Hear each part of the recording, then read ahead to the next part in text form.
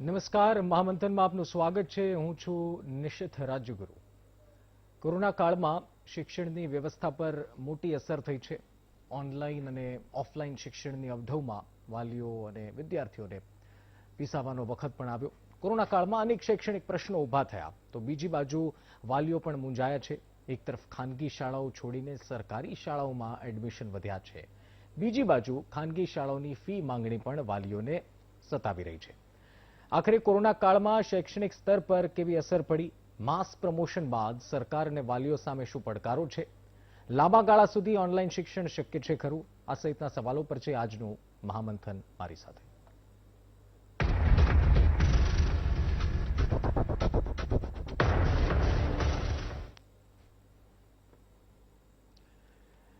Corona કાળમાં આપણે ન જોવાની સ્થિતિનો સામનો આપણે કરવો પડ્યો. વાત શિક્ષણની હોય, વાત રહેવાની હોય, સમય પસાર કરવાની હોય, એમાંથી શિક્ષણ એક એવો મુદ્દો આ 1.5-2 વર્ષ દરમિયાન આપણે જોયો છે કે એનો ઉકેલ લાવવા માતા પિતા, શિક્ષકો, આચાર્યો, શિક્ષણ બોર્ડ, આ તમામ લોકોએ પ્રયાસ કર્યા કે આમાં કંઈક સુધારો આવે. આપણે એવી આદત હતી નહીં. આપણે જો સ્કૂલે જઈએ, સ્કૂલે પાછા આવીએ અને પછી ટ્યુશન, હોમવર્ક ને આ બધી સિસ્ટમ, એક સાયકલ આપણે વર્ષોથી ચાલી આવે છે. અને અચાનકથી એવું આવ્યું કે ભાઈ હવે તમારે મોબાઈલ સામે બેસીને ભણવાનું, અને પાછું ભણવાનું નહીં, ભણાવવાનું. એટલે આપણા સંતાનોને એ ધ્યાન રાખવાનું, મસ્તી નથી કરતા. ઘણું બધું આવ્યું. ફીનો મુદ્દો આવ્યો કે ફી ઓછી કરો. સરકારે એ વાત સાંભળી, મહદઅંશે થોડી રાહત આપી. સંપૂર્ણ રાહત તો આપણે ન કહેવી જોઈએ, મહદઅંશે થોડી રાહત આપી. ત્યાં એવો પ્રશ્ન આવ્યો કે ખાનગી શાળા પોતાનું એડમિનિસ્ટ્રેટિવ જે પ્રોસેસ છે કઈ રીતે ચલાવે. એમણે પણ કેટલીક માંગો કરી.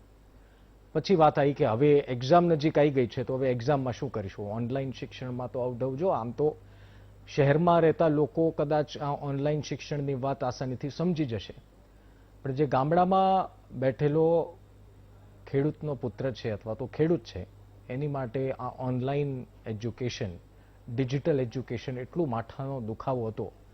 2-3 સંતાન હોય, એક મોબાઈલ આખા ઘરમાં, ઇન્ટરનેટ કનેક્ટિવિટીના પ્રોબ્લેમ્સ, અને એમાં ભણ્યા અને એક્ઝામ આવી. કેમ કે બીક એ હતી કે કોરોના ગમે ત્યારે જતો રહે તો હવે એક્ઝામ આવશે તો એક્ઝામમાં લખશું હું. તો ભણ્યા જેવું તેવું, જે આવડ્યું એ. શિક્ષકોએ ખૂબ મહેનત કરી. શિક્ષકો માટે જો સમજો, શિક્ષકો માટે એ નવું હતું. ઘણા શિક્ષકો જે ડિજિટલ પ્લેટફોર્મ ઉપર જોડાયેલા છે એમને કદાચ આદત હોય, પણ ઘણા મોટા ભાગના શિક્ષકો માટે આ અઘરું હતું કે કઈ રીતે બાળકોને ભણાવવા. તો ક્લાસમાં હોઈએ તો અઈછુચ કરીએ એટલે કદાચ છાનો રહી જાય. ડિજિટલ પ્લેટફોર્મ પર શું કરવું? તોફાન કરે તો શું વિનંતી કરી શકો? એટલે માતાને પિતાને પાછળ ઊભું રહેવું પડે, ધ્યાન રાખવું પડે. ઘણી બધી પ્રોબ્લેમ થઈને એક્ઝામનો ટાઈમ આવ્યો એટલે ટેન્શનનું મીટર વધ્યું. સરકારે કીધું માસ પ્રમોશન, તો ખુશખુશાલ થઈ ગયા, મજા આવી ગઈ. 10માને તો કે માસ પ્રમોશન, 12માને તો કે આમ. હવે સવાલ એ થઈ ગયો કે જે લોકો મહેનત કરી છે એ લોકો કહે છે એક્ઝામ લેવી જોઈએ. ચલો, એ બધી પ્રોસેસ તો પતી ગઈ, પણ હવે શું? હવે એડમિશન પ્રોસેસમાં શું કોઈ તકલીફ થશે? માસ પ્રમોશન તો આપી દીધું, સીટ છે એટલી આપણી પાસે, ડિપ્લોમા કો, 11-12 કો. અને જ્યારે એડમિશન પ્રોસેસ શરૂ થઈ, એક બહુ સરસ વાત જાણવા મળી. આપણી સાથે ધીરેન્દ્રસિંહ પણ છે, એમની પાસેથી વધુ માહિતી લઈશું. પરંતુ આ શરૂઆતમાં હું જે કહું છું કે લોકો ખાનગી સ્કૂલ છોડીને કોર્પોરેશન સંચાલિત કો કે સરકાર સંચાલિત કોઈ સ્કૂલમાં એડમિશન લેવા મળ્યા. 30,000, 40,000, 20,000 દર વર્ષે આંકડા વધી રહ્યા છે. હવે એની પાછળનું કારણ શું? ખાનગી સ્કૂલો સારી નથી રહી, ખાનગી સ્કૂલોની ફી પહોંચાતી નથી, ઘણા બધા રીઝન્સ છે. પણ આ બધા કારણો જે મેં કહ્યા, એ બધાની જો એક સાથે ચર્ચા કરીએ તો એક સવાલ મને થાય, અને કદાચ તમને થતો હશે, કે 1.5-2 વર્ષ આપણે ભણાવ્યા, આપણે સંતાનને પ્રયત્ન કર્યો, આપણા બાળકોને પ્રયત્ન કર્યો, ભાઈ તમે ભણો. શિક્ષકોએ મહેનત કરી, આચાર્યોએ મહેનત કરી, શિક્ષણ બોર્ડે મહેનત કરી. એની અસર શું થશે? જે લોકોએ આવું શિક્ષણ લઈ લીધું, એ આવું શિક્ષણ લઈને બહાર નીકળ્યા, એડમિશન પણ મળી ગયું, પરંતુ શું ભવિષ્યમાં એની અસર થશે? બીજો સવાલ જે તમને કદાચ સૌથી વધારે થતો હશે, ક્યાં સુધી ઓનલાઈન શિક્ષણના સહારે આપણે રહેવાનું છે અને ઓનલાઈન શિક્ષણથી શું થાય? ત્રીજો સવાલ એ થઈ રહ્યો છે કે જે બાળકો, નાના બાળકો છે 8મા ધોરણથી નીચેના, એમની ઉપર શું અસર થશે? જે ઓનલાઈન શિક્ષણથી સતત જોડાયેલા છે, હવે સીધું એમને ઓફલાઈન શિક્ષણ કદાચ આવે, અને ક્યારે આવે એનું તો નક્કી નથી, ઈ આવે તો એની શું અસર થશે? જો આપણે સૌને કહેતા સાંભળ્યા છે કે શિક્ષણ અથવા તો સ્કૂલ એ કેરેક્ટર બિલ્ડિંગનું કામ કરે છે, એ ચારિત્ર નિર્માણનું કામ કરે છે. ત્યાં બાળકો શીખે છે. ગુરુની છત્ર છાયામાં ન માત્ર ભણવાનું પણ ગણવાનું શીખે છે. આપણે વર્ષોથી સાંભળ્યું છે, તમે ને મેં કદાચ આપણે એ અનુભવ્યું છે. અને એટલા માટે જ આપણે કદાચ જે તે સ્થાન ઉપર છીએ એ આપણે સ્કૂલનો બહુ મોટો હાથ છે, એ આપણા ગુરુનો હાથ છે. પરંતુ હવે ગુરુ તો ડિજિટલી છે. હવે આ ડિજિટલની સામે જે આપવાનું છે પોતાના બાળકોને, પોતાના વિદ્યાર્થીઓને આપી શક્યા છે? આ તમામ વિષય પર આજે આપણે ચર્ચા કરવી છે. મૂળ શિક્ષણ મુદ્દો છે, ઘણા બધા મુદ્દાઓ છે, અને તમારા સવાલ, મને ખબર છે ઘણા બધા સવાલ શિક્ષણને લઈને હશે કે ક્યાં સુધી ચાલવાનું છે, સ્કૂલ ખોલવાના કોઈ નક્કી છે કે નહીં, આવું બધું હશે. એ બધું પણ ચર્ચા કરીશું. ચર્ચા કરવા 3 મહાનુભાવો મારી સાથે સ્ટુડિયોથી જોડાય છે. આચાર્ય સાહેબ જોડાય છે, ધવલભાઈ પાઠક. એમસી સ્કૂલ બોર્ડના ચેરમેન ધીરેન્દ્રસિંહ તોમર જોડાયા છે. વાલી તરીકે ભાવિનભાઈ વ્યાસ જોડાયા છે. અને ડિજિટલી અમારી સાથે મનોચિકિત્સક ડોક્ટર ઇતિ શુક્લા જોડાયા છે. આપ તમામનું સ્વાગત છે. સૌથી પહેલા એક વાલી તરીકે ભાવિનભાઈ આપનાથી એટલા માટે શરૂઆત કરવી છે કે થોડું એ તમારો પર્સપેક્ટિવ જાણીને પછી પાઠક સાહેબનો પર્સપેક્ટિવ પણ જાણવો છે. શું આ 1.5 વર્ષમાં જોયું, તમે શું અનુભવ્યું એક વાલી તરીકે? અને આપને લાગે છે કે જે ગ્રોથ, અને દરેક માતા પિતા પોતાના બાળકોનો ગ્રોથ વિશે, પોતાની વૃદ્ધિ વિશે વિચારતા હોય, અને સ્કૂલ ટાઈમથી પ્લાનિંગ ચાલતા હોય, આપને લાગે છે એક મોટો સ્પીડ બ્રેકર આવી ગયો આ કોરોના, અને શું અનુભવ્યું આપે? 100% આ કોરોના કાળની અંદર જે ભણતર છે એને એક સ્પીડ બ્રેકર આવી જ ગયું છે. અને આમ જોવા જાવ તો છોકરાઓ ઘરે બેસીને જે ભણી રહ્યા છે, જે ગયા વર્ષે તો એમ કહીએ કે નહિવત જ હતું શિક્ષણ, કારણ કે ઓનલાઈનની માથાકૂટ ચાલતી હતી, એના કેસીસ પણ હાઈકોર્ટમાં ચાલતા હતા, શાળાઓ પણ નહોતી મંજૂરી આપતી, અમુકને પ્રવેશ આપતી હતી, નહોતી આપતી, જબરજસ્ત અસમંજસની પરિસ્થિતિ હતી, ફીને લઈને પણ અસમંજસની પરિસ્થિતિ હતી, ચોપડા નહોતા, પુસ્તકો નહોતા, કેવી રીતે કરવું બહાર નહોતું નીકળાતું, વ્યવસ્થાઓ કેવી રીતે જાળવવી એ એક બહુ મોટો પ્રશ્નાર્થ હતો. ગયું વર્ષ જેમ તેમ અભ્યાસ કરીને પસાર કર્યું. એટલે અત્યારની પરિસ્થિતિ બાળકોની એવી છે કે અધૂરો ઘોડો છલકાય. આજે એમને સંપૂર્ણ જ્ઞાન જે પ્રત્યેક શિક્ષણની અંદર મળતું હતું એ પરોક્ષમાં મળી શકતું નથી. એટલે એક ઇસ્યુ તો એ રહેવાનો છે કે અત્યારે જે 10મામાં અને જે 12માની અંદર જે વિદ્યાર્થીઓ બહાર આવ્યા છે એ સંપૂર્ણ જ્ઞાન સાથે બહાર નથી આવ્યા.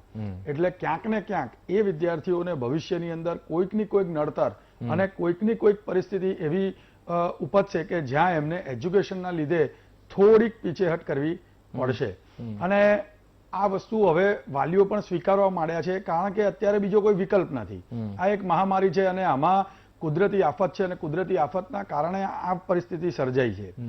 તો ફક્ત વાલી કાં તો વિદ્યાર્થી આ વસ્તુ સ્વીકારે એના કરતા તમામે તમામ વર્ગ આ વસ્તુ સ્વીકારે તો કદાચ વિદ્યાર્થીઓ જે અત્યારે 10મા અને 12માના બહાર આવશે, કોલેજોમાં આવશે, કાં તો આગળ જતા જ્યારે એમનું ગ્રેજ્યુએશન ક્લિયર થશે અને જ્યાં તે જગ્યાએ માર્કશીટો મૂકવાની થશે તો એ વખતે આ વસ્તુ ના જોવાય તો વધારે સારું રહેશે.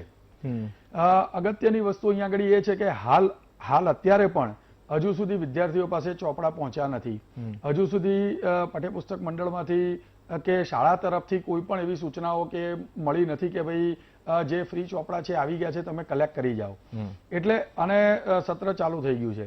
તો CBSE ની અંદર તો ઓલરેડી ક્યારનું ચાલુ થઈ ગયું છે, રાજ્ય સ્ટેટ બોર્ડ અત્યારે ચાલુ થયું છે.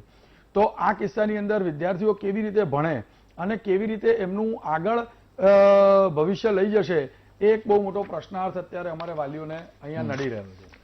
બીજી એક વાત ચર્ચાને આગળ વધારતા પહેલા એક રિપોર્ટ આવ્યો, United district information system for education, એમનો આ રિપોર્ટ છે કે માતૃભાષામાં કયા રાજ્યમાં કેટલા લોકો અભ્યાસ કરે છે. મને લાગે છે ગુજરાત માતૃભાષામાં 7મા ક્રમે છે બધામાં. 86%, કદાચ 82.60% લોકો ગુજરાતી માધ્યમની શાળામાં અભ્યાસ કરે છે. એટલે ઘણા બધા રાજ્ય છે, એમ જેમ કે તેલંગાણા જુઓ બીજા નંબર ઉપર છે, અંગ્રેજી માધ્યમ, જમ્મુ કાશ્મીરમાં 100% અંગ્રેજી માધ્યમ. એટલે આમ તો આ ચિંતાનો વિષય કરવા કરતા એ વિચાર વિમર્શનો વિષય પણ છે આપણા માટે. અંગ્રેજી માધ્યમ ખોટું છે એવું નથી કહેતો, એટલે પાછું એવું ન સમજી લેતા કે અંગ્રેજી માધ્યમમાં રિપોર્ટ કીધો. એટલે વાત એ છે કે કયા રાજ્યમાં કેટલા લોકો કયા માધ્યમમાં અભ્યાસ કરે છે, હિન્દી માધ્યમ હોય કે પછી અંગ્રેજી હોય કે ગુજરાતી હોય. એમાં ગુજરાતનો 7મો ક્રમ છે, એટલે અંગ્રેજી માધ્યમમાં 18.50% લોકો. એટલે મને લાગે છે શહેરોની જ્યાં સુધી વાત છે, રૂરલ એરિયામાં આજ પણ સરકારી સ્કૂલોમાં બાળકો અભ્યાસ કરે છે. એટલે આ પણ એક ચર્ચાનો વિષય આપણે લઈશું. અમે આપને એ ફિગર્સ પણ જોડે જોડે ગ્રાફિક્સના માધ્યમથી અમે આપને દેખાડી રહ્યા છીએ. આપ જોશો તો એ આપને અંદાજ આવશે કયા રાજ્યમાં કેટલા ટકા લોકો કયા માધ્યમમાં, કયા અંગ્રેજી, હિન્દી, ગુજરાતી એમાં અભ્યાસ કરે છે, મરાઠી. ચર્ચાને આગળ વધારીએ. પાઠક સાહેબ, જે મારો સવાલ ભાવિનભાઈને હતો, એક આચાર્ય તરીકે આમ તો મેં જેમ પહેલા કહ્યું એમ કે ગુરુનું કામ તો એ સર્વોપરી છે એક કેરેક્ટર બિલ્ડિંગમાં. એટલે પરંતુ તેમ છતાં 1.5 વર્ષમાં જે શૈક્ષણિક બદલાવની આપણે વાત જ્યારે ચર્ચા કરવી છે, કેવા બદલાવ આપે જોયા, અને શું આપ માનો છો કે ભવિષ્ય માટે આ થોડું નુકસાનકારક છે? ભલે કુદરતી આફત છે, કુદરતી કહો કે જે કોરોના છે, મહામારી છે, પરંતુ થોડું એક નેગેટિવ આ પોર્શન આવી ગયો બાળકોના જીવનમાં. નમસ્કાર નિશિતભાઈ, આ વાતને તો આપણે સૌ લોકો જે છે એ સ્વીકારીશું કે આ કોરોના કાળના હિસાબે જે છે એ એક પ્રકારનો બહુ મોટો ખાલીપો, પછી એ ખાલીપો છે એ વિદ્યાર્થી અને શાળા વચ્ચે હોય કે શાળા અને જે છે એ અન્ય શૈક્ષણિક માધ્યમો વચ્ચે હોય કે વિદ્યાર્થી અને અન્ય સહઅભ્યાસિક બાબતો હોય, વગેરે વગેરે તમામ બાબતોમાં જે છે ખાલીપો ચોક્કસથી ઊભો એક થયો છે. એમાં કોઈ બે રાય નથી. અને આપણે સૌ એ પણ સ્વીકારીએ છીએ કે આ 100 વર્ષ બાદની મહામારી છે, એટલે આપણે સૌને એ સ્વીકારવું રહ્યું. પરંતુ ઓવરઓલ જોવા જઈએ તો એવું હું કહું એમ કે અમારી જોડે જે વિદ્યાર્થી ધોરણ 9ની અંદર આવ્યો હતો અને એ વિદ્યાર્થી જે છે એ હાઈસ્કૂલ સેક્શનમાં 10મું પૂરું કરે ત્યાં સુધી લગભગ અમે એ વિદ્યાર્થી જે છે કદાચ એક શિક્ષક તરીકે, એક આચાર્ય તરીકે હું એ વર્ગની અંદર મારો લેક્ચર ન લેતો હોય તો પણ મને એ વિદ્યાર્થીના કોઈને કોઈ શાળાના કાર્યક્રમના લીધે હું સંપર્કમાં આવ્યો હોય અને એ વિદ્યાર્થીના નામ જોગ હું એને જાણતો હોય. પરંતુ આ કોરોના કાળના હિસાબે જે છે એ વિદ્યાર્થી હાજર થયો છે જે ધોરણ 9ની અંદર એ 10મું પૂરું કરીને માસ પ્રમોશનથી 11મામાં આવી ગયો છે, અને 11મામાં એ કદાચ જે પણ પ્રવાહ કદાચ એ શાળામાં ન હોય તો અન્ય શાળામાં જતો રહે છે, તો એ અમારી શાળાનો વિદ્યાર્થી હોય તો પણ અમે એને જાણી શકતા નથી. આ બહુ મોટો એક ખાલીપો છે. એટલે જે મારો કહેવાનો મતલબ જેમ આપે કીધું, હું એ જ આપને પૂછવા જઈ રહ્યો હતો કે જે કનેક્શન છે એક શિક્ષકનું અને એક વિદ્યાર્થીનું, આ કનેક્શનનો આ ગેપ શું સર્જી શકે છે આવનારા સમયમાં? આગળ જો આપણે જોવા જઈએ તો ખરેખરની અંદર પ્રોફેશનલ કોર્સિસ હોય કે પછી સ્કિલ બેઝડ કોઈ પણ ની અંદર એડમિશન લેવાના હોય કે સપોઝ આપણે એક્ઝામ્પલ લઈએ તો MBBSના કોઈ લાસ્ટ યરની અંદર ઇન્ટર્નશીપ અગર કોઈ સ્ટુડન્ટ કરી રહ્યું છે તો ઇન્ટર્નશીપની અંદર પ્રેક્ટિકલનું ઇમ્પોર્ટન્સ ખૂબ જ હોય છે. હવે એ જો એ જ સમયની અંદર એ લાસ્ટ યરની અંદર હોય અને ઇન્ટર્નશીપની અંદર એક MBBSનું એક્ઝામ્પલ છે, એના જેવા MBBSના સ્ટુડન્ટને તો કદાચ આ લાભ મળ્યો છે કોરોના કાળના હિસાબે, પરંતુ આવા પ્રેક્ટિકલ અનેક કોર્સિસ છે એન્જિનિયરિંગથી લઈને અનેક, તો એમને એ લાભ નથી પ્રેક્ટિકલનો મળી શક્યો. તો આવા વિદ્યાર્થીઓ જે છે એમને આગળ જતા સ્વાભાવિક છે ઘણી બધી મુશ્કેલીઓનો સામનો કરવો પડી શકે છે. અને ખાસ કરીને જોવા જઈએ તો શાળા કક્ષાએ જે છે એ વિદ્યાર્થીઓને અમે સહઅભ્યાસક પ્રવૃત્તિઓ, કો કરિક્યુલમ એક્ટિવિટીઝ છે ખૂબ સરસ કરાવી રહ્યા હતા. હવે આ કોઈ શક્ય જે છે એ બની શકવાનું નથી. જે શિક્ષક દિવસ 5 સપ્ટેમ્બરના રોજ આવી રહ્યો છે તો એની અંદર જે અમારી શાળાની અંદર વિદ્યાર્થીઓ શિક્ષક બને છે, આપણે સૌ આપણા વિદ્યાર્થી અવસ્થાની અંદર આ એક ની અંદરથી નીકળેલા હશું, પરંતુ આનો ઓનલાઈન ની અંદર જેટલો પણ આપણે પ્રયત્ન કરીએ એમ પણ એ સ્વાભાવિક છે શાળાની અંદર આ બાબત શક્ય નથી બનવાની. અને આ તમામ બાબતોની નિશ્ચિતભાઈ જવાબદારી જે છે એ હાલ જોવા જઈએ તો સ્વાભાવિક દરરોજના 5.5 થી 6 કલાક જે છે વિદ્યાર્થી શાળામાં રહેતો હોય તો શાળા અને શિક્ષકની સ્વાભાવિક રીતે ફરજ આવતી હતી, પરંતુ આ બાબતની અત્યારે બહુ મોટી જવાબદારી જે છે એ વાલીઓ ઉપર આવીને પડી છે.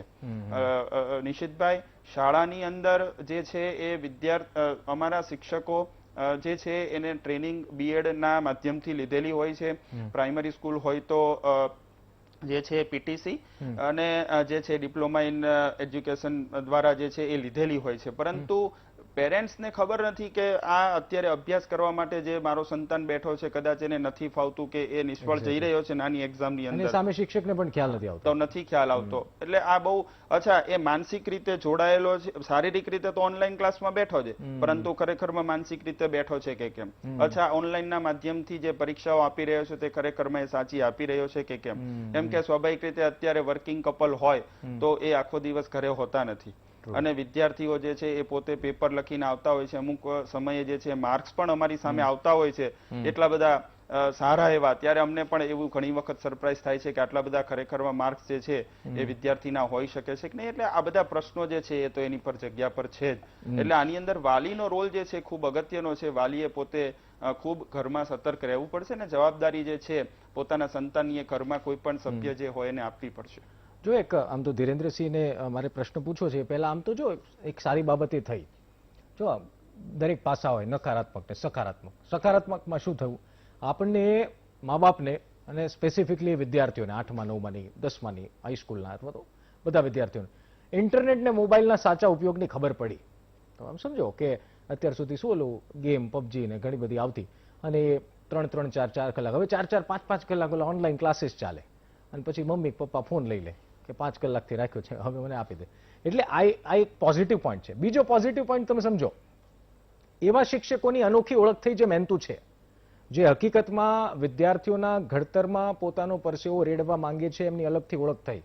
અને એવા શિક્ષકો પણ ઝડપાઈ ગયા કે જે બધું ખાતું ચાલતું હતું હવે એમને અઘરું થઈ ગયું, કે તો ફિઝિકલી ભણાવી નહોતા શકતા ને હવે પાછું ઓનલાઈન ભણાવવાનું, એટલે અને ઓનલાઈન તો સવાલ પૂછે એનું પાછું નિરાકરણ લાવવાનું. એટલે સકારાત્મક પાસાઓ પણ છે. અને બીજું એક પાસું જે આપણે શરૂઆતમાં ચર્ચા કરી એ હતી ખાનગી શાળાથી સરકારી શાળા તરફ લોકોનું વલણ વધ્યું છે.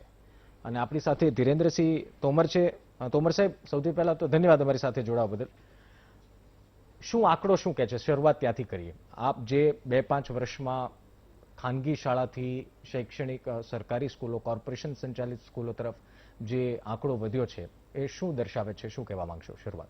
ખાનગી સંસ્થાઓમાંથી સરકારી શાળાઓ તરફ વિદ્યાર્થીઓની સંખ્યાનું જે પ્રવાહ છે એ ગત 5-7 વર્ષથી લગાતાર વધતું જ જાય છે. આ વખતે તો કોરોના સંક્રમણ હતું એટલે લોકો એમ કહે છે કે કોરોનાના કારણે આ થયું છે. એ વાત બી સાચી જ છે કે કોરોનાના કારણે વાલીઓની આર્થિક પરિસ્થિતિ બી માં તકલીફ થઈ છે, એના લીધે બી એ પ્રશ્ન ઉભો થાય છે. પણ હું એ કહેવા માંગુ છું કે ગત 5 વર્ષથી અમારા પાસે જે વિદ્યાર્થીઓના આંકડાઓ છે એમાં ખાસ તौरથી ધોરણ 2 થી 8 સુધીના જે બાળકો ખાનગીમાં છોડીને સરકારી સંસ્થાઓમાં આવતા હોય છે એ બતાવે છે કે એ વિદ્યાર્થીઓ પહેલા તો ખાનગીમાં ગયા ત્યારે તો કોરોના કાળ હતું નહીં, છતાં વિદ્યાર્થી પાછા સરકારી સંસ્થાઓમાં, સ્કૂલ બોર્ડની સંસ્થાઓમાં જોડાયા. એ બતાવે છે કે વાલીઓને આ વાત સમજાય છે કે કારણ છે કે જેમ હું એએમસી સ્કૂલ બોર્ડની વાત કરું તો જ્યારે મેરિટ બનતી હોય છે તો સર્વશ્રેષ્ઠ મેરિટમાંથી જે શિક્ષકો સિલેક્ટ થતા હોય એ અમદાવાદમાં પ્રાયોરિટી તરીકે એ ચૂઝ કરતા હોય અને શિક્ષકો અમદાવાદમાં કોર્પોરેશનમાં જોડાતા હોય છે. અને જેની મેરિટ ઓછી હોતી હોય છે એ આપણા આમ કહી શકાય કે બીજા છોટા નાના જિલ્લાઓમાં, ગામડાના વિસ્તારોમાં શિક્ષકો જતા હોય છે. એટલે ક્વોલિફાઈડ શિક્ષકોની જે સંખ્યા છે એ સૌથી વધારે અમદાવાદ શહેરમાં હોય કે મોટા બીજા મહાનગરોમાં હોય છે. તો વાલીઓ ધીમે ધીમે એ વસ્તુને સમજ્યા છે કે ખાનગી સંસ્થાઓમાં એક તો શિક્ષક જે હોય છે એ કાયમી નથી હોતા.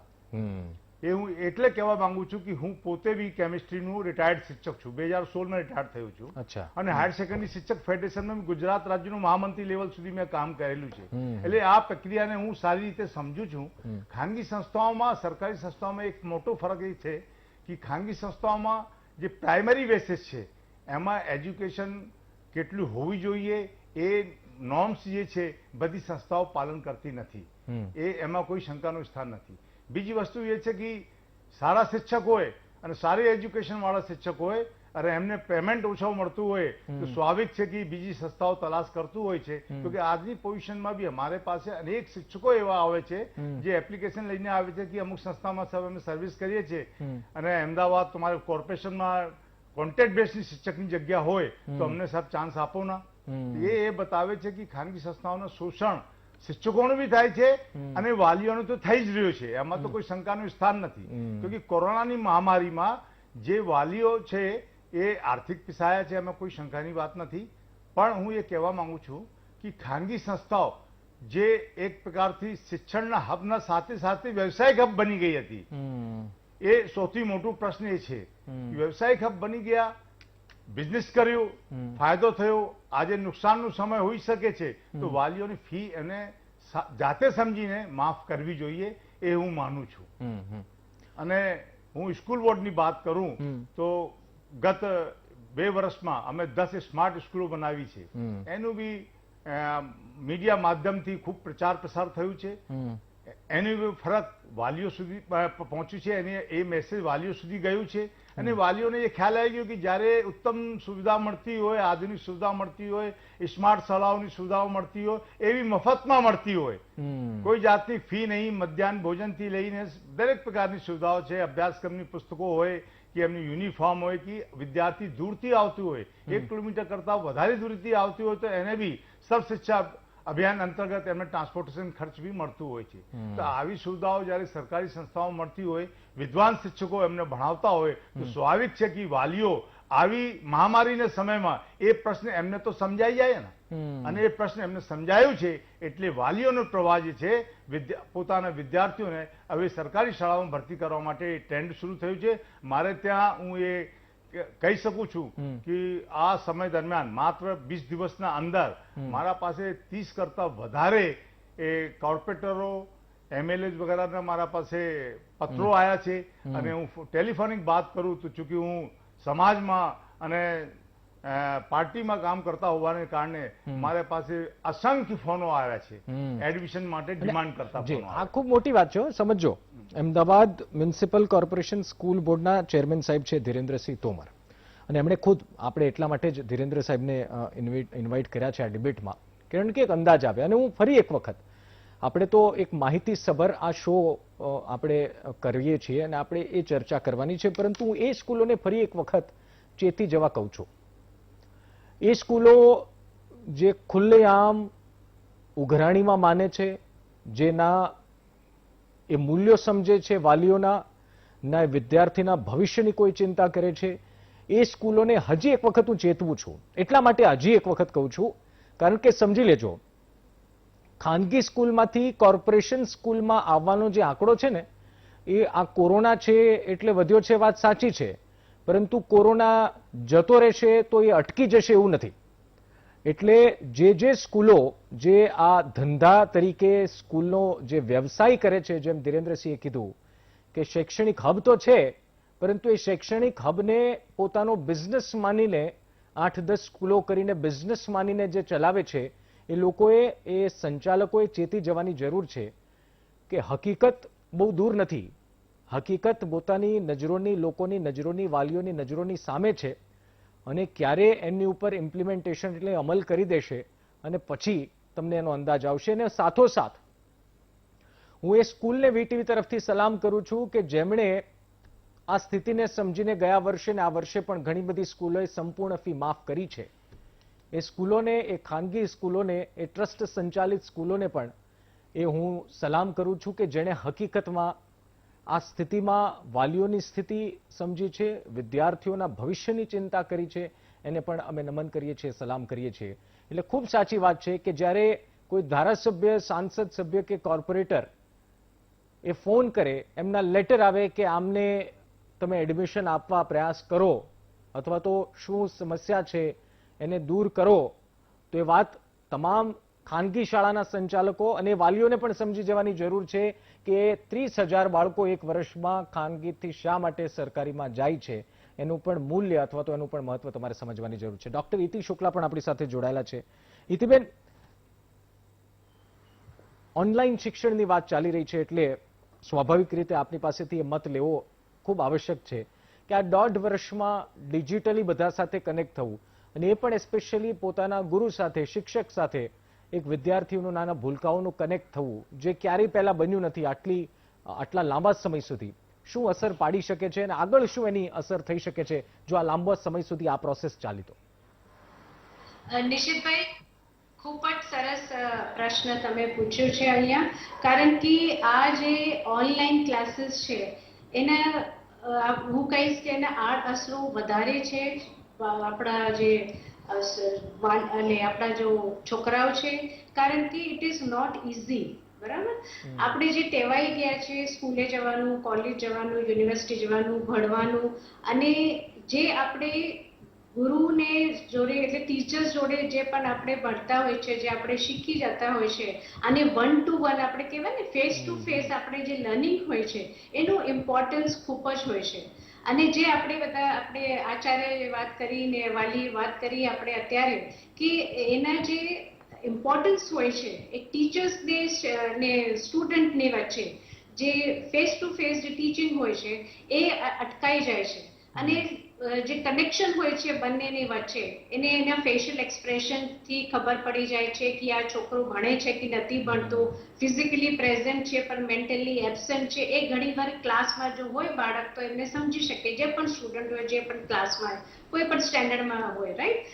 અત્યારે આ બધું એટલે કંઈક તો જતું રહ્યું છે, અને મોટી પ્રોબ્લેમ એ છે કે જે સિન્સિયર સ્ટુડન્ટ્સ છે, જે ખરેખર સિન્સિયર છે, જે ભણવા માંગે છે, કે જ્યાં પેરેન્ટ્સ જે વાલીઓ છે એ સિરિયસલી ત્યાં બેસીને એમને ભણાવે છે, શીખવાડે છે, તો એ તો એ ઓકે છે, એ બધું એ લોકો તો સિરિયસલી અત્યારે પણ ભણતા હોય છે, રાઈટ. પણ જ્યાં પેરેન્ટ્સ પ્રેઝન્ટ નથી અને એ જ રિલેટેડ ચેન્જીસ પણ ઘણીવાર થાય છે છોકરાઓને, એટલે માઇન્ડ ડાયવર્ટ થતું હોય છે, કારણ કે એમના હાથમાં ઓનલાઈન ફોન છે, એમની પાસે જે પણ હોય સ્માર્ટફોન હોય કે લેપટોપ હોય, જે પણ હોય કનેક્શન છે, વાઈફાઈ કનેક્શન છે, ત્યાં એ લોકો ભણે છે કે બીજું કંઈ કરે છે. એ બધી બહુ મોટી પ્રોબ્લેમ ઊભી થઈ છે. સિરિયસલી જે ભણે છે, સિન્સિયર છે, એ તો સારું છે, એ તો હજી કરી લેશે, અને એ લોકો જાણીને સમજશે, કારણ કે ફ્યુચર એમનું હજી પણ અટકાયેલો છે. કોરોના કાળ તો ચાલશે, હજી આપણે કેટલા ટાઈમ કાઢવું પડશે આપણને ખબર નથી, પણ લાંબા ગાળા સુધી જો એ ચાલશે તો હું તો એ કહીશ કે ટીચર્સને પણ થોડું સિન્સિયર એટલે થોડું છોકરાઓને રિસ્પોન્સિબલ બનાવવાની જરૂર પડશે, કે જે લોકો ઘરમાં બેઠા છે, અને વાલીઓની જવાબદારી તો ખૂબ જ છે, વધારે જ છે, અને એ લોકો બહુ મોનિટરિંગ કરવાની જરૂર છે. કોઈ પણ એજના બાળક હોય, એટલે સિનિયર હોય કે જુનિયર કેજીના હોય કે 10, 12 કે કોલેજના હોય, એ કારણ કે માઇન્ડ જે છે એ હોર્મોનલ ચેન્જીસ છોકરાઓમાં એટલા બધા હોય છે, ઘણી એજમાં, બધી એજમાં એક સ્ટેજમાં એ લોકોને હોર્મોનલ ચેન્જીસ હોય છે, તો મન ભટકાવવાનું તો બહુ જ મોટી પ્રોબ્લેમ હોય છે.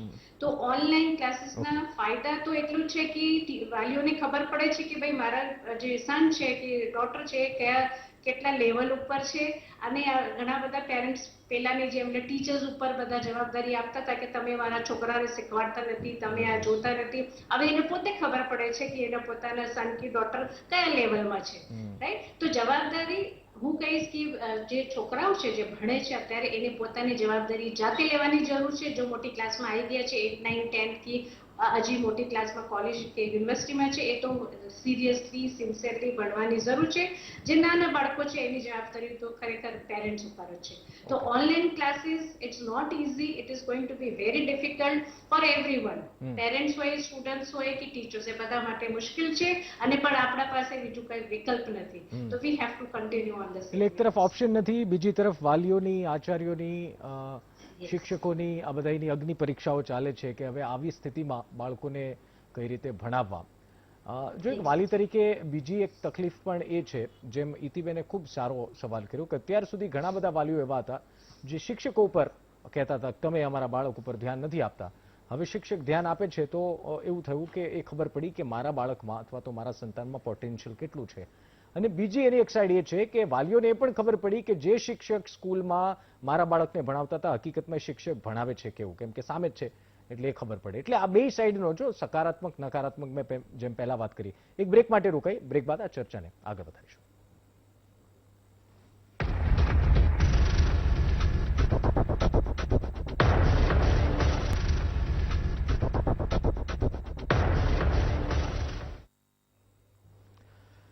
વિરામ બાદ સ્વાગત છે. શિક્ષણની બદલાતી વ્યવસ્થાઓ અથવા તો એ સ્થિતિ, એની ઉપર આપણે પ્રશ્ન જે ઊભા થયા છે એની ઉપર આપણે ચર્ચા કરી રહ્યા છીએ. મહાનુભાવો સ્ટુડિયોથી ને ડોક્ટર શુક્લ આપણી સાથે લાઈવ જોડાયા છે. ચર્ચાને આપણે આગળ વધારીએ. મૂળ ચર્ચાનો મુદ્દો એ છે કે ચેન્જીસ શું આવ્યા અને આ ચેન્જીસને આપણે કેટલા પહોંચી વળીશું અથવા તો આપણે પહોંચી વળી રહ્યા છે. ભાવિનભાઈ, એક વાલી તરીકે આમ તો આ સવાલ મને લાગે છે કે તમે એનો જવાબ તમારો જે અનુભવ 1.5 વર્ષમાં રહ્યો એમાંથી જ હશે.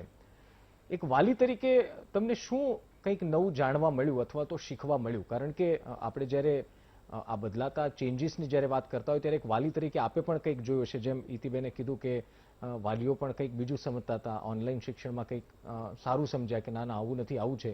તો એક વાલી તરીકે આપે શું અનુભવ કર્યો આ 1.5 વર્ષમાં, અથવા તો જે ચેન્જીસ તમે જોયા, પોઝિટિવ ચેન્જીસ કે ના આ મને થયું તો એના કારણે મને આ કંઈક 2 વાત જાણવા મળી? આમાં ઘણી બધી વસ્તુઓ પહેલી વખતની હતી. કારણ કે ઓનલાઈન એજ્યુકેશન આમ જોવા જાઓ તો આખા ગુજરાત કે આખા ઇન્ડિયા માટે ફર્સ્ટ ટાઈમ હતું. એટલે સૌથી પહેલો ચેન્જીસ તો એ કે એક સાયન્ટિફિક માધ્યમ કે જે આપણે ઇન્ટરનેટ કહીએ છીએ અને એના થકી જે એક્સપ્લેનેશન્સ કરવાનું થાય અને એ બેસી અને સાંભળી અને એના ઉપર વિચાર કરી અને છોકરાએ કંઈક પ્રોસેસ કરવાનું થાય, એ એક બહુ મોટો ચેન્જ છે. અને એ ચેન્જનું પરિણામ એવું છે કે ક્લાસની અંદર એક સાથે 60 બાળકો બેસતા હોય, 70 બાળકો બેસતા હોય. શિક્ષક એક બાજુ ભણાવતા હોય, શિક્ષક જ્યારે ડાયસ ઉપર ભણાવતા હોય ત્યારે વિદ્યાર્થીઓ અંદર ગપસપ કરતા હોય, બીજી વાતચીત થતી હોય, એમનું માઇન્ડ ડાયવર્ટ થતું હોય, એ બધું થતું હોય. જ્યારે ઓનલાઈનથી શું થયું છે અત્યારે કે જે અમે અનુભવ્યું છે વાલી તરીકે, કે વિદ્યાર્થીને ફોકસ એક જ એના શિક્ષક ઉપર જ રાખવું પડે છે. કારણ કે એને એક જ જગ્યા ઉપર બેસીને ભણવાનું છે, એની આજુબાજુમાં એના મિત્રો નથી, એનું સરાઉન્ડિંગ નથી. જે સ્કૂલનું એક સરાઉન્ડિંગ હોય એ સરાઉન્ડિંગ જ નથી. એટલે આમ જોવા જઈએ તો એક પ્રાચીન કાળની એક પદ્ધતિ હતી કે આપણે વડ નીચે બેસીને ભણતા હતા, એવી રીતની એક અનુભૂતિ થાય આપણને. એની સાથે સાથે એક લોસ એ પણ છે કે એક જે કોમ્પિટિટિવનેસ હતી વિદ્યાર્થીઓની અંદર, એક ટીમ સ્પિરિટ હતું, એ બધું કોકની કોક અંશે તૂટવા માંડ્યું છે. કારણ કે જ્યારે વિદ્યાર્થી સ્કૂલમાં બેઠો હોય, જેની સાથે બધા જ વિદ્યાર્થીઓ હોય, રિસેસ પડે ત્યારે બધા ભેગા થતા હોય, જુદી વાત કરતા હોય, કાં તો કોઈક સ્પોર્ટ્સ રમાતી હોય, સ્પોર્ટ્સની અંદરનું કંઈક વર્કઆઉટ કરવાનું હોય, શિક્ષકો એમને કંઈક સલાહ આપતા હોય અને એ રીતે પછી આખી ટીમથી એક વર્ક થતું હોય, એ ક્યાંક ને ક્યાંક છેલ્લા 1.5-2 વર્ષમાં ઘટી ગયું છે. અને એક બહુ મોટો એ ચિંતાનો વિષય છે. કારણ કે જે ટીમ સ્પિરિટ, જે રીતથી છોકરાનો ઉછેર જે શાળાની અંદર થાય છે અને એ શીખ્યા પછી જ્યારે તે બહાર પોતાની જાતને કોલેજ સુધી લઈ જાય છે અને બહાર આવે છે ત્યારે એમને આ જ બધી વસ્તુ જે ઘડતરની છે એનો ઉપયોગ કરવાનો હોય છે. તો આ 2 વર્ષની અંદર આ ક્યાંક ને ક્યાંક જોવા મળ્યો નથી. વધારામાં પૂરતું કોરોનાની અંદર વિદ્યાર્થીઓ ઘરની બહાર પણ નથી જઈ શક્યા. એટલે સોસાયટીની અંદર પણ ધારો કે વિદ્યાર્થીઓ એકબીજા સાથે હળી મળીને રમી શકે એવા પણ અત્યારે ચાન્સીસ ખૂબ જ ઓછા છે. કદાચ જતા હશે તો 2, 5, 10 મિનિટ કે અડધો કલાક પછી મા બાપ બોલાવી લેતા હશે કે ભાઈ બહુ થઈ ગયું, તું પાછો આવી ગયા. એટલે આ બધા વિષયો વાલીઓને ઘણા ખરા નડ્યા છે. મોટામાં મોટો વિષય મધ્યમ વર્ગને અત્યારે નડ્યો છે કે જેને જોબ ચાલુ હોય અને વિદ્યાર્થીને ભણાવવાનો હોય, સવારે 8 વાગ્યાની સ્કૂલ હોય અને 9 વાગે એના મધરને કે ફાધરને જતા રહેવાનું હોય, ઘરમાં એક જ મોબાઈલ હોય અને એના ઉપર બેસી અને પછી એ ભણતર પૂરું કરવાનું હોય, ત્યારે એક પરિસ્થિતિ એવી ઉપસ્થિત થતી હોય છે કે મધરે ઘરની અંદર ઘરના સંપૂર્ણ કામ કરતા કરતા વિદ્યાર્થીને ભણાવવું પડતું હોય છે. કે જવાબદારી આજે વાલીની આવી ગઈ છે. વાલી જ્યારે શાળામાં મૂકતો હોય છે ત્યારે એક એવું વિચારીને મૂકતો હોય છે કે અમે જોબે જઈ શકીશું. શાળાના સંચાલકો અને શિક્ષકો જેમ પાઠક સાહેબે કીધું એમ કે બીએડ થી ભણાવતા હોય છે, પીટીસી થી ભણાવતા હોય છે, અનુભવથી ભણાવતા હોય છે, એ શિક્ષણ એમને મળશે અને અમે બીજું વર્કઆઉટ કરી શકીશું. અને અમારે જે ધ્યાન રાખવાનું છે એ શાળાથી આવ્યા પછી અમે રાખીશું.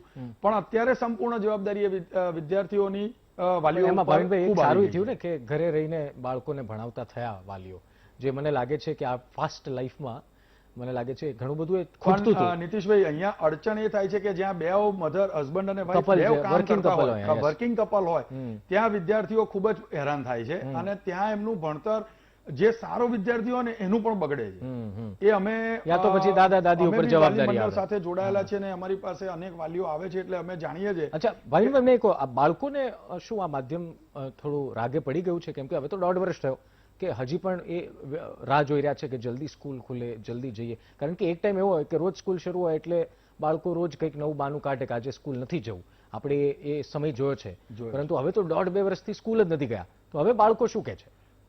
Necessity is mother of invention. અત્યારે કોરોના કાળની અંદર ઓનલાઈન એજ્યુકેશન એક ઇન્વેન્શન છે અને હવે અત્યારે જરૂરિયાત પણ થઈ ગઈ છે. કારણ કે જીવનું રક્ષણ એ સૌથી પહેલું રક્ષણ છે. આ માનનીય વડાપ્રધાન નરેન્દ્રભાઈ મોદીએ પણ આ જ વાત કરી હતી કે ભાઈ અમે છોકરાઓના જીવને જોખમમાં નહીં રાખીએ. વાલીઓની એ જ માંગ હતી કે ભાઈ છોકરાઓનું જીવનું જોખમ ના થવું જોઈએ. સ્કૂલો ચાલુ 100% થવી જોઈએ, કારણ કે એનાથી સરેરાશ વિકાસ થાય છે વિદ્યાર્થીઓનો અને સંપૂર્ણ વિકાસ થાય છે વિદ્યાર્થીઓનો. પણ રસી હજુ આવી નથી એટલે વાલીઓમાં ક્યાંક ને ક્યાંક ખચવાટ છે કે રસી આવે, રસીનો પહેલો ડોઝ. વાલીઓમાં તો ખચવાટ રહેશે જ, કેમ કે સ્વાભાવિક છે, સંતાનની ચિંતા હોય.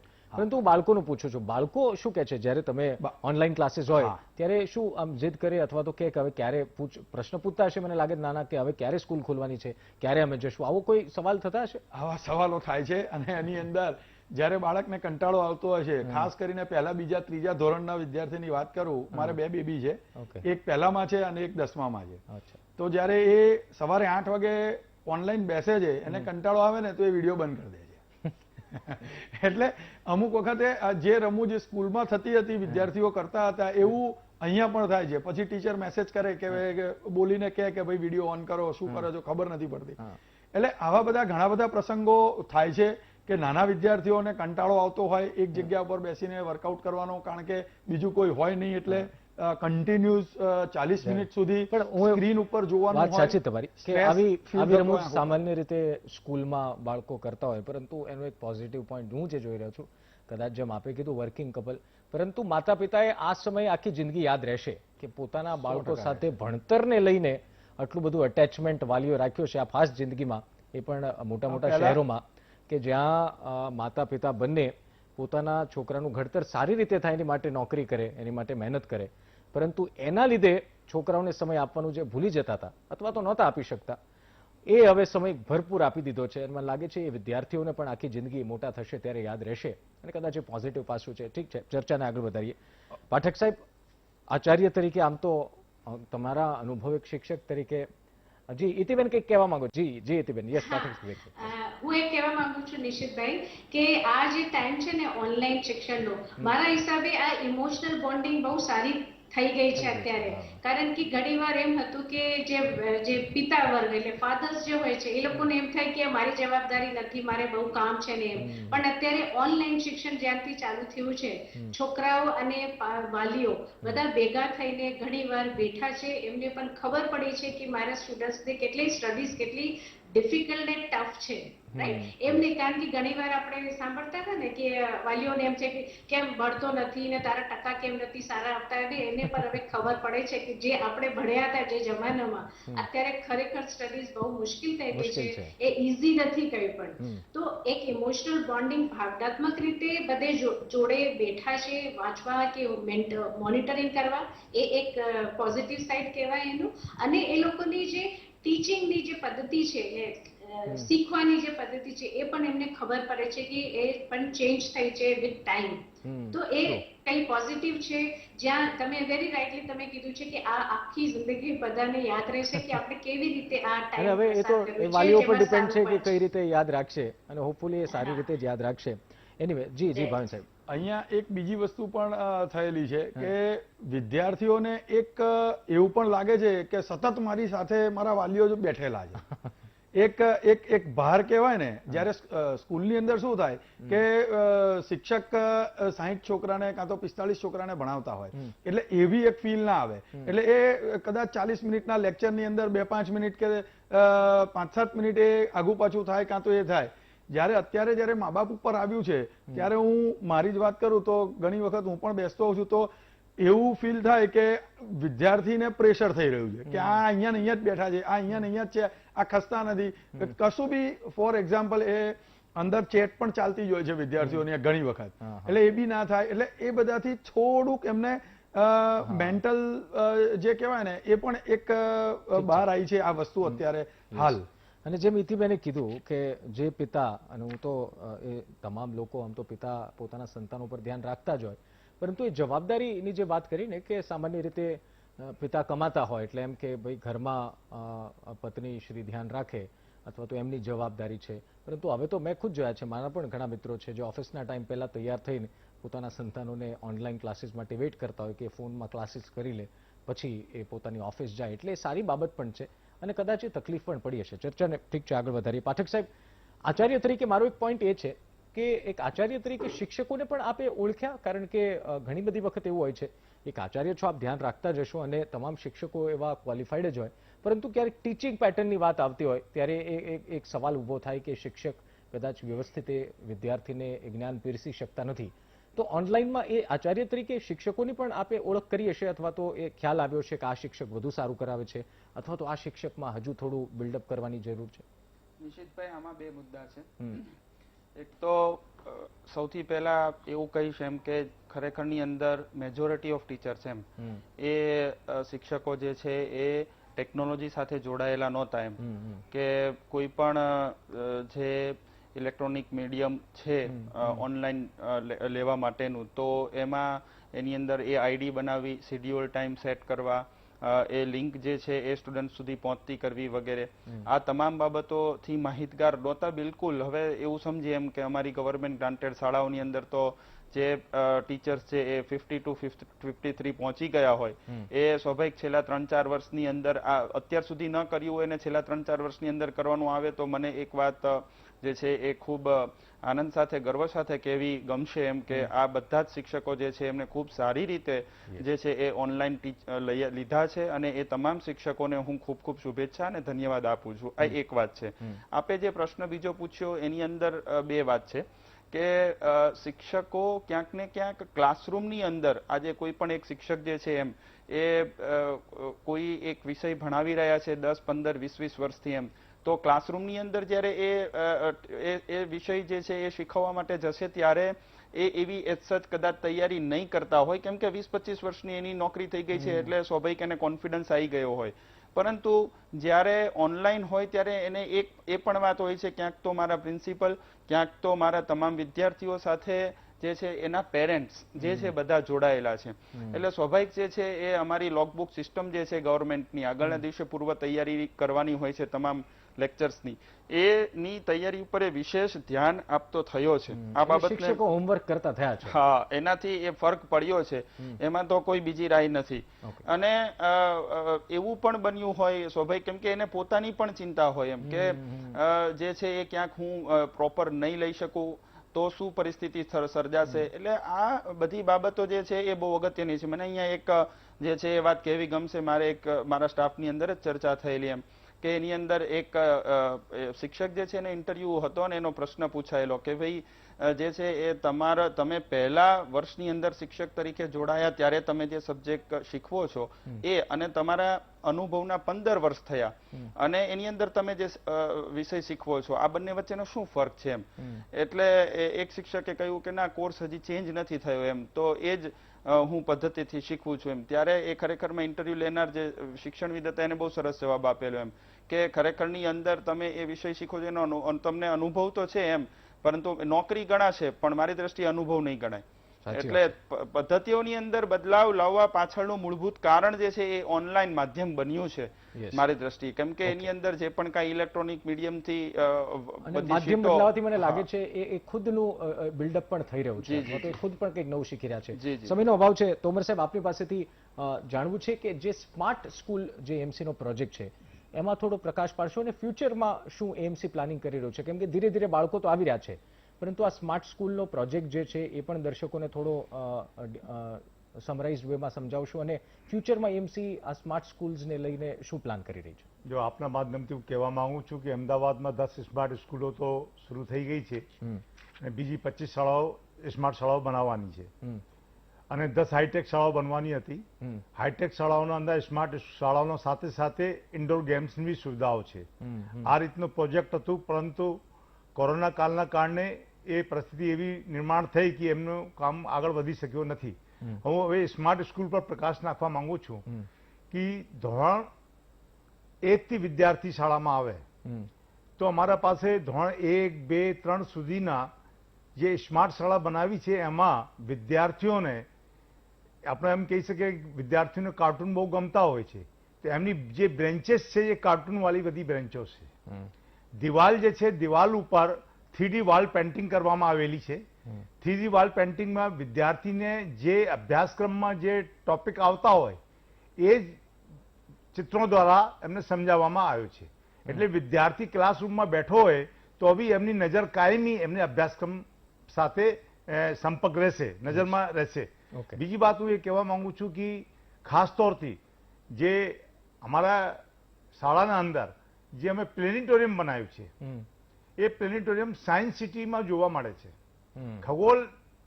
ખગોળી ઘટનાના જે ટોપિકો ધોરણ 6 થી 8માં આવતા હોય છે કે આપણે ખાસ તौरથી આમ વિદ્યાર્થીઓ બી આટલું તો સમજતા જ હોય છે કે ચંદ્રગ્રહણ થાય છે, સૂર્યગ્રહણ થાય છે, આવી ઘટનાઓ બની રહી છે.